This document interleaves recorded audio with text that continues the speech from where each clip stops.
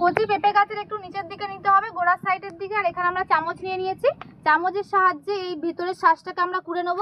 দেখুন এইভাবে কতটা সুন্দর উঠছে। দেখুন, যেসব পেঁপে গাছের পেঁপে হয় না, এরকম সাইজের হয়ে পড়ে আছে, সেই পেঁপে গাছগুলো কেটে যদি আপনারা এইভাবে রান্না করে দেখেন, খুব সুন্দর লাগবে খেতে। এইভাবে আমি আর দিদা সমস্ত পেঁপে গাছের মধ্যিখানগুলো এইভাবে কুড়ে নেব। দিদাদের সময়কার রান্না, দিদা আজকে বানিয়ে দেখাবে।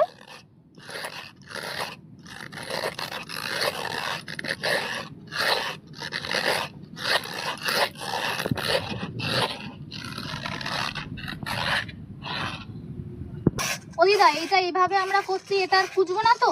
না না, এবার এইভাবে ভেজে ফেলে দিয়ে রান্না হবে। ও, এবার এটাকে ভাবিয়ে নিতে হবে। হ্যাঁ।